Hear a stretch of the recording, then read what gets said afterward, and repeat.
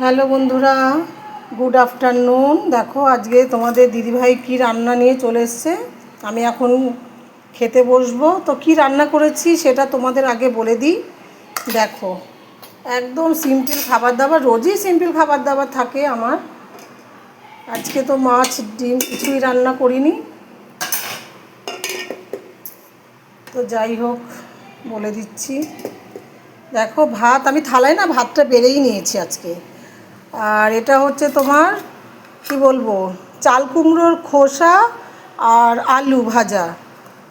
আর এখানে পটল ভাজা তোমার দাদা ভাইয়ের খাওয়া হয়ে গেছে, তো আমার জন্যই পড়ে আছে পটল ভাজা।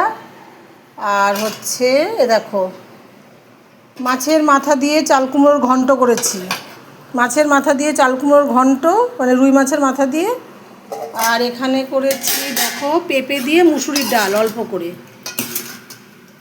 এটা যে পেঁপে দিয়ে মুসুরি ডাল আর পটল ভাজার মধ্যে ছিল, এখন বাটি খালি। আর ডিম সিদ্ধ, দেখো ডিম সিদ্ধটা নিয়ে নিলাম, ওটা ছাড়িয়ে নেব। আর পটল ভাজা। তো দেখো আমি এর মধ্যে ডালটা নিয়ে নিচ্ছি।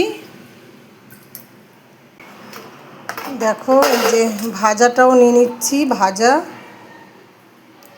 চাল কুমড়োর খোলা যদি তোমরা কেউ কোনো দিন খেয়ে না থাকো, চাল কুমড়োটাকে একটু মোটা করে ছাড়াবে, বুঝেছো? মোটা করে ছাড়ালে তাহলে খেতে বেশি ভালো লাগবে। তো পেঁয়াজ, আলু আর চাল কুমড়োর খোসা একসঙ্গে বাটা করে, ভাজা করলাম।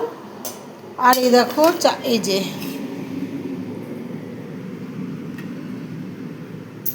এটা নিয়ে নিচ্ছি।